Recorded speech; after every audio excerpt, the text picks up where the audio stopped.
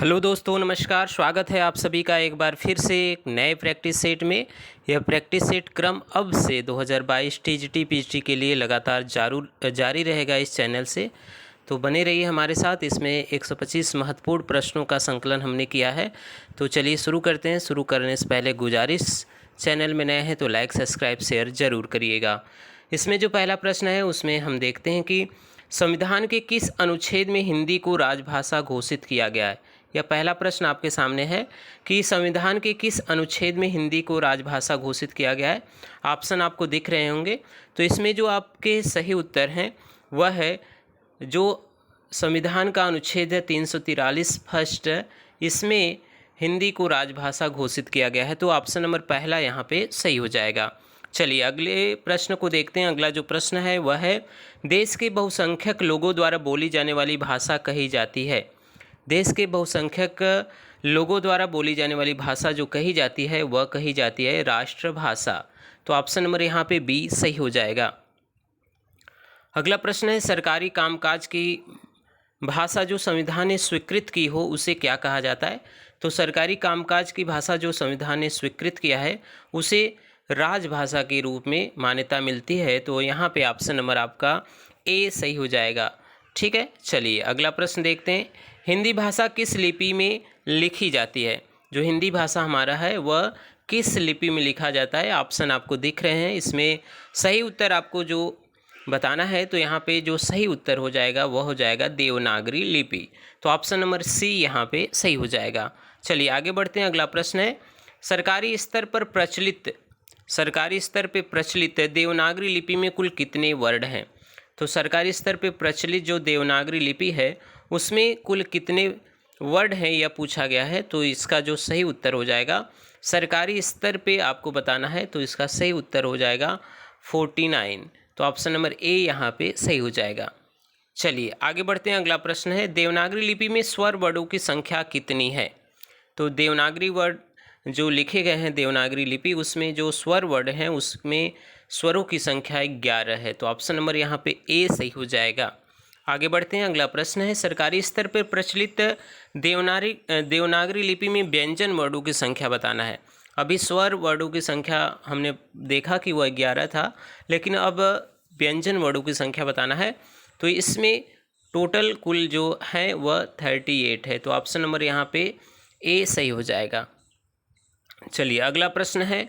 अगला जो प्रश्न दिया गया कि अ और अह को आप किस प्रकार का वर्ड मानते हैं। तो यह जो वर्ड माना जाता है हिंदी में इसे अयोगवाह कहते हैं। और यहाँ पे आपको दोनों दिख नहीं रहा है तो इसमें से उपयुक्त में से कोई नहीं होगा। और अह को अयोगवाह न तो वह स्वर में आते हैं न तो व्यंजन में, तो इसलिए उपयुक्त में से कोई नहीं। ऑप्शन नंबर यहाँ पे जो डी है वह सही हो जाएगा। चलिए आगे बढ़ते हैं। अगला जो प्रश्न है किशोरीदास वाजपेयी ने अ और अह को क्या नाम दिया है। यह प्रश्न पूछा गया कि किशोरीदास वाजपेयी जो हैं उन्होंने अ और अह को क्या नाम दिया है। तो यहाँ पे जो आपको ऑप्शन दिख रहे हैं उसमें सही उत्तर हो जाएगा अयोगवाह। जैसा कि पहले चर्चा किया गया था, अयोगवाह कहा जाता है। आगे प्रश्न देखते हैं। हिंदी शब्दानुशासन किसकी रचना है यह आपको बताना है। हिंदी शब्दानुशासन किसकी रचना है यह आपको बताना है। तो हिंदी शब्दानुशासन जो रचना है वह किशोरीदास वाजपेयी का। तो ऑप्शन नंबर यहाँ पे जो ए है वह क्या हो जाएगा, सही।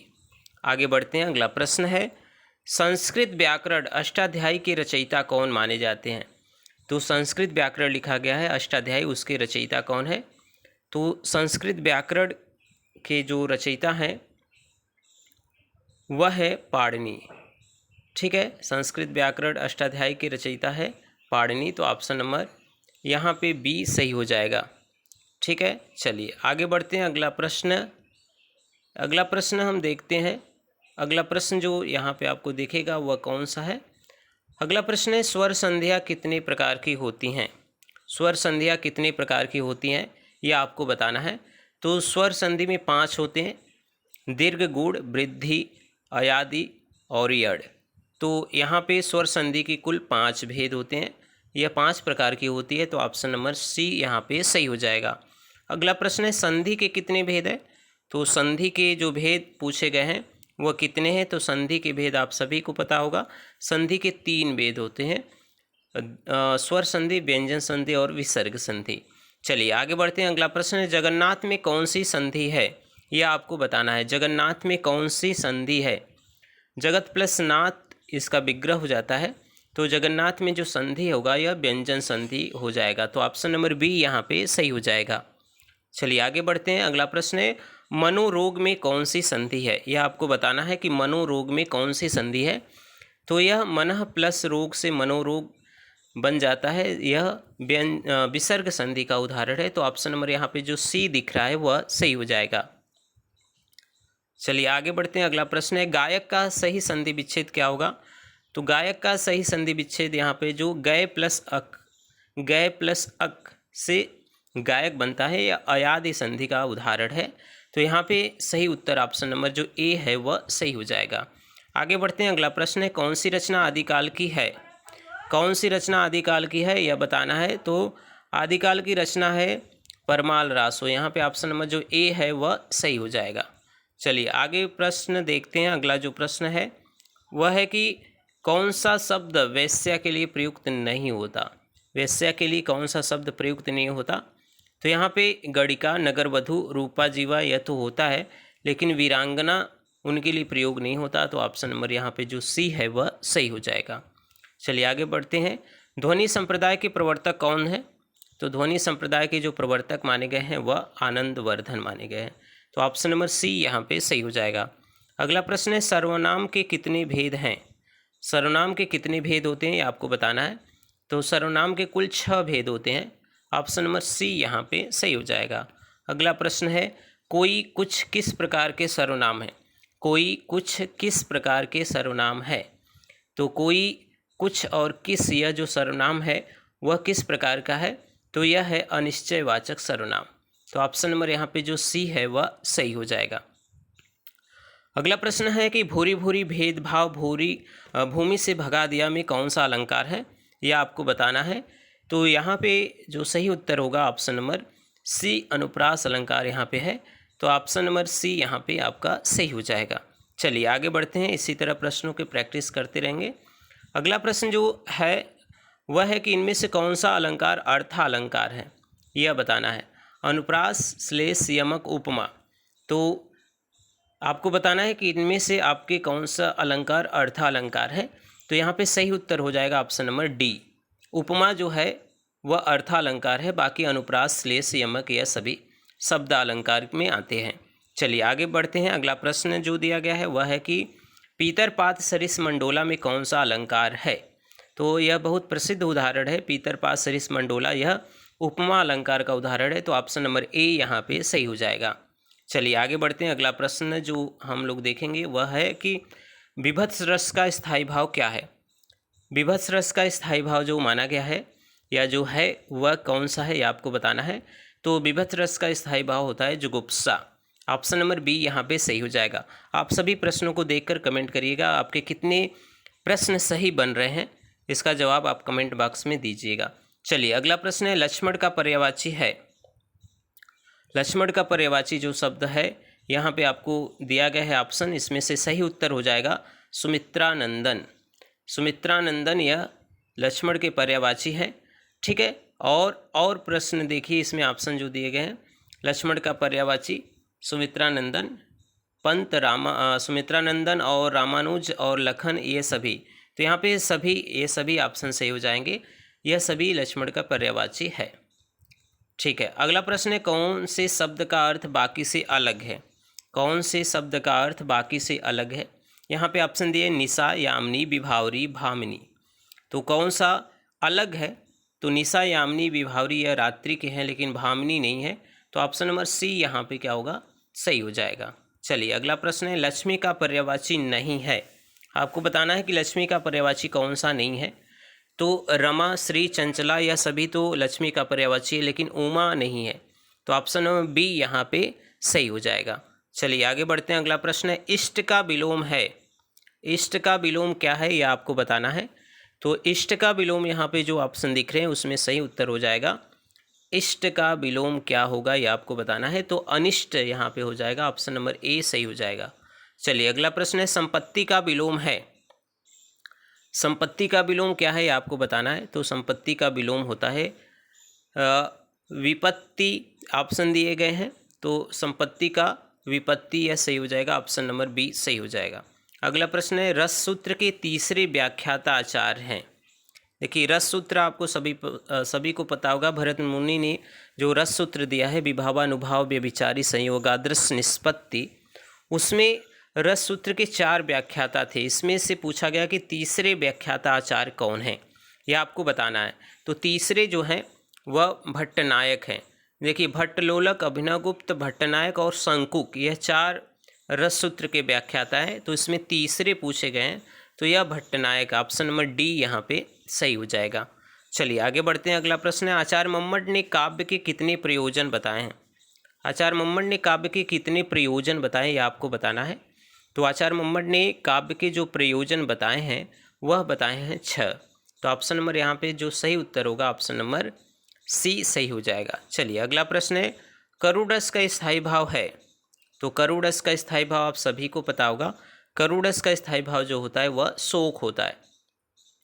चलिए अगला प्रश्न है, यहाँ पे दिया गया है कि राम सूत्र के प्रणेता आचार्य हैं। यहाँ पे राम नहीं, रस सूत्र होना चाहिए, यह थोड़ा सा मिसप्रिंट है। यहाँ पे हो जाएगा रस सूत्र के आचार्य, रस सूत्र के प्रणेता। तो अभी इस पर चर्चा किया गया है। रस सूत्र के जो प्रणेता आचार्य हैं वह हैं भरत मुनि। तो ऑप्शन नंबर यहाँ पे ए सही हो जाएगा। अगला प्रश्न है, नाट्यशास्त्र के रचयिता हैं। तो नाट्यशास्त्र के रचयिता कौन है। तो नाट्यशास्त्र बहुत प्रसिद्ध पुस्तक है रस से संबंधित, यह भरत मुनि का है और इसे पंचम वेद माना जाता है। तो रस सूत्र इन्होंने दिया था इसी पुस्तक में। तो नाट्यशास्त्र जो रचना है वह है भरत मुनि का, ऑप्शन नंबर यहाँ पे जो सी है वह सही हो जाएगा। अगला प्रश्न है, सरस्वती के इन पर्यायों में से कौन सा गलत है। यह आप बताना है कि सरस्वती के जो 4 पर्यायवाची दिए गए हैं उनमें से एक पर्यायवाची नहीं है, वह कौन सा है। तो आप देख रहे हैं ऑप्शन, इसमें जो सही हो जाएगा, तो भामा यह पर्यायवाची इनका नहीं है, तो ऑप्शन नंबर डी यहाँ पे सही हो जाएगा। चलिए आगे बढ़ते हैं। अगला प्रश्न यहाँ पे आपको दिख रहे होंगे। चलिए आगे बढ़ते हैं अगले प्रश्न की तरफ। अगला जो प्रश्न है वह है, नागरी प्रचारणी सभा के संस्थापक में से एक थे। जो नागरी प्रचारणी सभा की स्थापना हुई थी उसमें कौन एक है, इसमें यह बताना है। तो यहाँ पे आपको ऑप्शन दिख रहे हैं, इसमें बाबू श्याम सुंदर दास संस्थापकों में एक थे। नागरी प्रचारणी सभा की स्थापना जो काशी में हुई थी, तो इसका ऑप्शन नंबर सी यहाँ पे सही हो जाएगा। वामन का संबंध किस संप्रदाय से है, यह बताया, पूछा गया है प्रश्न कि वामन का जो संबंध है वह किस संप्रदाय से है। तो वामन का जो संबंध है वह रीति संप्रदाय से है। रीति संप्रदाय, अलंकार के भामा, वक्रोक्ति के कुंतक, ध्वनि संप्रदाय के आनंदवर्धन। तो यहाँ पे सही उत्तर ऑप्शन नंबर बी होगा। चलिए आगे बढ़ते हैं। अगला प्रश्न है, वक्रोक्ति काव्यम जीवितम किसका कथन है। वक्रोक्ति काव्यम जीवितम यह महत्वपूर्ण कथन है, और यह कथन जो दिया गया है वह किसके द्वारा, तो यह कुंतक ने यह कथन कहा है। तो ऑप्शन नंबर बी यहाँ पे सही हो जाएगा। चलिए अगला प्रश्न है, अभिव्यंजनावाद की तुलना किस भारतीय सिद्धांत से की जाती है। अभिव्यंजनावाद की तुलना किस भारतीय सिद्धांत से की जाती है, आपको बताने हैं। आपके ऑप्शन 4 दिए गए हैं, इसमें सही उत्तर आपको बताना है। तो यहाँ पे अभिव्यंजनावाद जो है वह न तो ध्वनि संप्रदाय से है, न अलंकार, न वक्रोक्ति, इनमें से कोई नहीं। तो ऑप्शन नंबर डी यहाँ पे सही हो जाएगा। अगला प्रश्न है, सीता से सुंदर तो राधा है। सीता से सुंदर तो राधा है में कौन सा कारक है, यह पूछा गया है।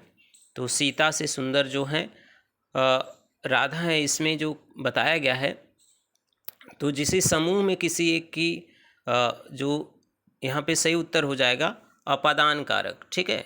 तो ऑप्शन नंबर यहाँ पे जो बी है वह सही हो जाएगा। चलिए अगला प्रश्न है, सात्विक अनुभाव कितने प्रकार के होते हैं। सात्विक अनुभाव आपको पूछा गया है। तो सात्विक अनुभाव जो होते हैं वह कुल 6 होते हैं, ठीक है। तो ऑप्शन नंबर यहाँ पे जो बी है वह क्या हो जाएगा, सात्विक अनुभाव। तो ऑप्शन नंबर यहाँ पे बी सही हो जाएगा। सॉरी, यहाँ पे सात्विक 8 होते हैं, तो ऑप्शन नंबर सी यहाँ पे सही हो जाएगा। सात्विक अनुभाव 8 होते हैं, तो ऑप्शन नंबर सी यहाँ पे सही होगा। भावों की स्थायी भाव की संख्या पूछा गया है। तो स्थायी भाव की जो संख्या है वह सही बताना है। तो स्थायी भाव की जो संख्या है वह भरत मुनि ने तो 8 माने थे, लेकिन इसकी जो संख्या है वह 9 है। तो ऑप्शन नंबर यहाँ पे बी सही हो जाएगा। चलिए आगे बढ़ते हैं। कौन सा शब्द पुल्लिंग है? पुल्लिंग शब्द पूछा गया, इनमें से कौन सा पुल्लिंग है? तो नदी, बनावट, सड़क, हाथी। यहाँ पे पुल्लिंग शब्द पूछा गया है, तो हाथी जो शब्द है वह क्या है? पुल्लिंग है। तो ऑप्शन नंबर बी यहाँ पे सही हो जाएगा। चलिए आगे बढ़ते हैं। अगला प्रश्न यहाँ पे दिया गया है कि मोहिका हंससी की को हरहि किस कवि की रचना है?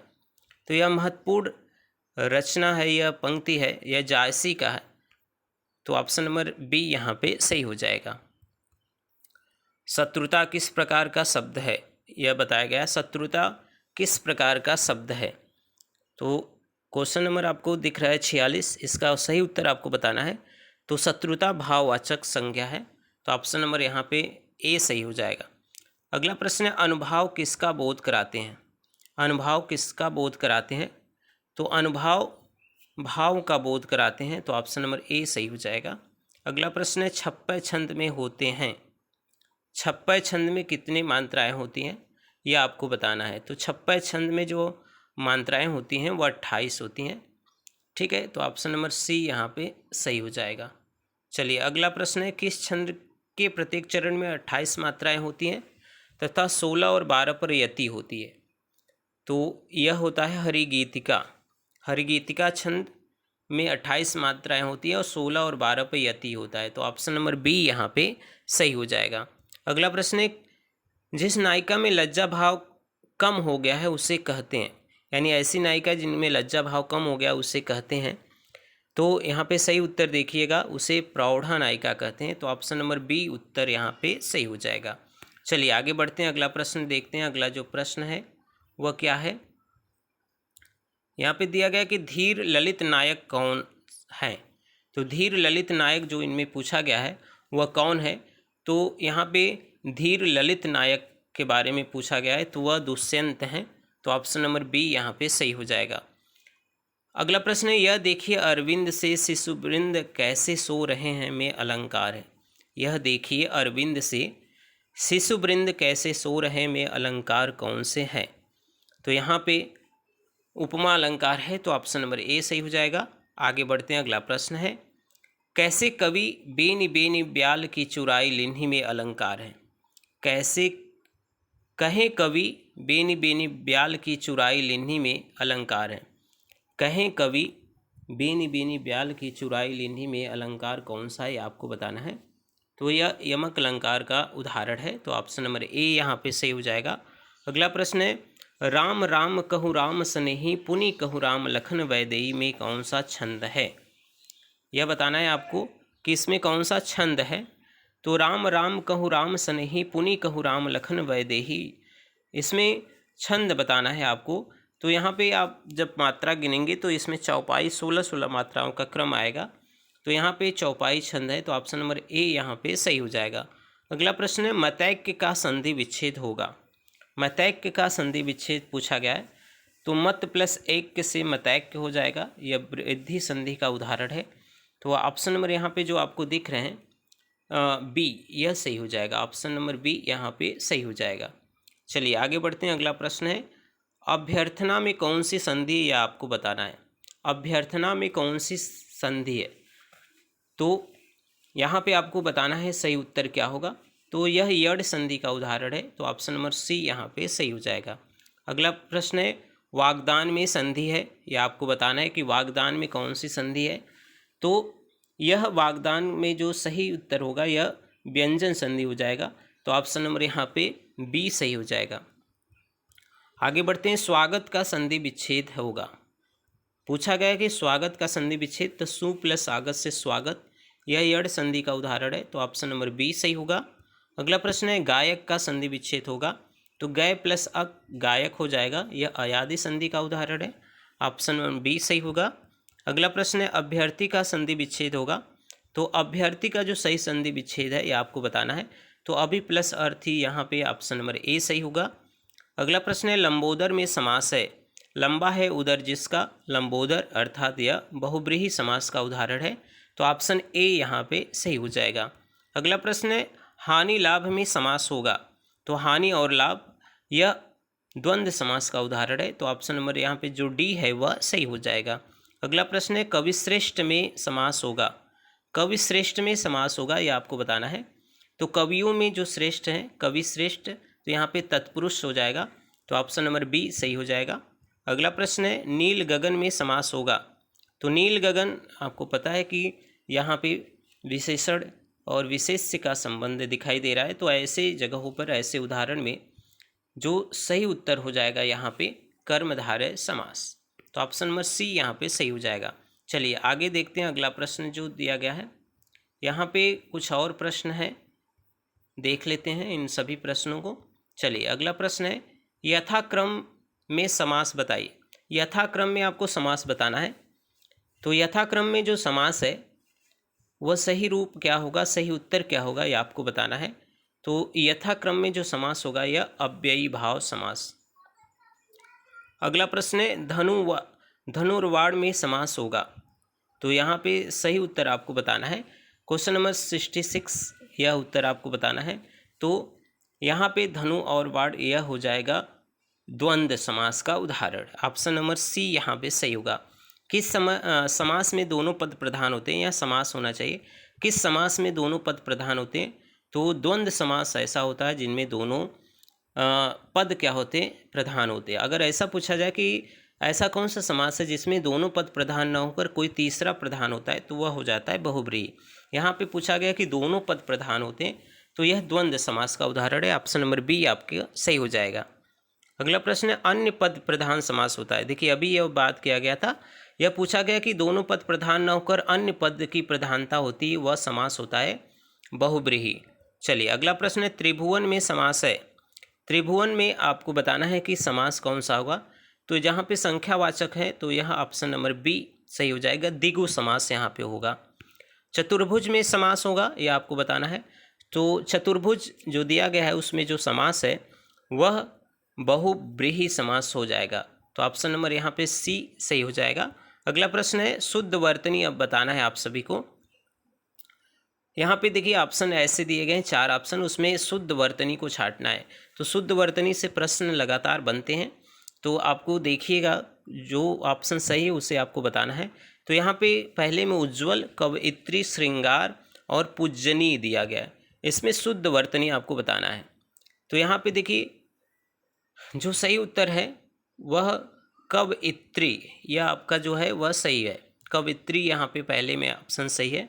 अब क्वेश्चन नंबर 72 में देखिएगा द्वंद्व का जो दिया गया है रूप, 4 रूप, उसमें सही रूप आपको बताना है। तो यहाँ पे द्वंद्व जो सही रूप में लिखा जाता है यह ऑप्शन नंबर बी यहाँ पे यह भी सही होगा। आगे देखते हैं क्वेश्चन नंबर 73 ईस्या जो लिखा जाता है वह किस रूप में सही है। तो ऑप्शन आपको दिख रहे हैं, इसमें सही रूप हो जाएगा ऑप्शन नंबर ए। चलिए आगे बढ़ते हैं। अगला प्रश्न है कैलाश जो लिखा जाता है वह कैलाश में सही वर्तनी कौन सी है। तो यहाँ पे देखिए सही उत्तर होगा ऑप्शन नंबर ए। ठीक है, चलिए अगला प्रश्न है अनेक के रूप बताने। अनेक, अनेकों दिया गया है। तो देखिए अनेक हमेशा अनेकों नहीं होता, अनेक ही रूप में लिखा जाता है। तो यहाँ पे जो सही उत्तर हो जाएगा ऑप्शन नंबर यहाँ पे ए, ऑप्शन नंबर सही हो जाएगा। चलिए तो इस प्रैक्टिस सेट में केवल 75 प्रश्नों को हम लेते हैं। आगे के प्रैक्टिस सेट में हम 125 प्रश्नों को लेंगे। तो चलिए मिलते हैं एक नए वीडियो में, तब तक के लिए आप सभी का बहुत बहुत धन्यवाद। वीडियो कैसा लगा आप ज़रूर बताइएगा। मिलते हैं एक नए वीडियो में, तब तक के लिए आप सभी का बहुत बहुत धन्यवाद।